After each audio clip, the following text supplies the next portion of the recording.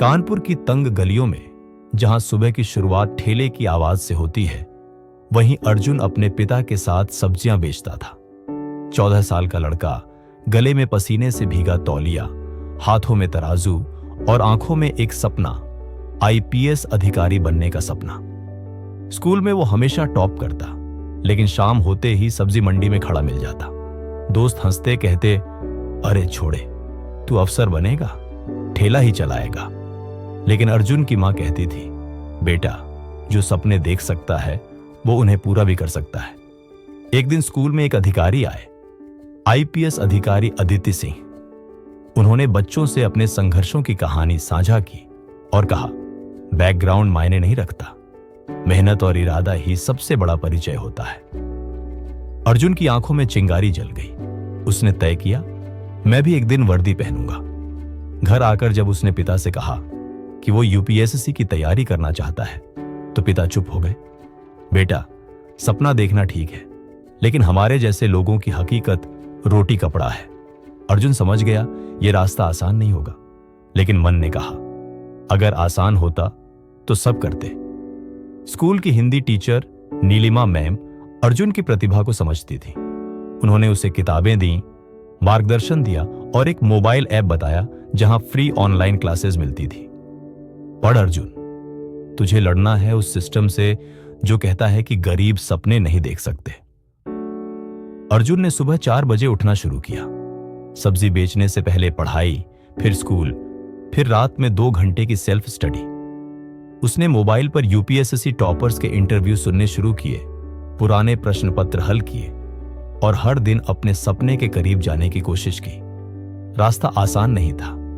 कई बार भूख लगी, मोबाइल खराब हो गया, बिजली चली गई, पिता बीमार पड़े, फिर भी अर्जुन रुका नहीं। क्लास के कुछ बच्चे उसका मजाक उड़ाते थे, कहते, ठेले वाला अफसर बनेगा। लेकिन कुछ दोस्त ऐसे भी थे जो उसे नोट्स देते, उसे मोटिवेट करते। 10वीं की परीक्षा में अर्जुन ने जिले में टॉप किया। खबर अखबार में छपी। एक एनजीओ ने उसकी पढ़ाई का जिम्मा उठाया और उसे मुंबई के एक रेजिडेंशियल कोचिंग प्रोग्राम में भेजा। नई जगह, बड़ा शहर, अजनबी माहौल। पहले कुछ हफ्ते बहुत मुश्किल थे, लेकिन अर्जुन ने खुद से कहा, अब पीछे मुड़ना नहीं है। यूपीएससी की तैयारी के दौरान सब कुछ दांव पर लगा था।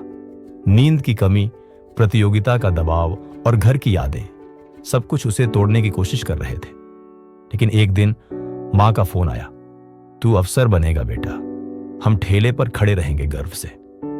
वो रात अर्जुन ने रोते हुए किताबें खोली और फिर डट गया। सालों की मेहनत, त्याग और संघर्ष के बाद आखिरकार वो दिन आया। यूपीएससी के रिजल्ट्स में उसका नाम 27वीं रैंक पर था। चैनलों पर उसका इंटरव्यू चला। ठेले वाले का बेटा बना आईपीएस। उसकी तस्वीर अब उस ऑफिस के बाहर लगी थी जहां कभी वह दूर से वर्दी को देखता था।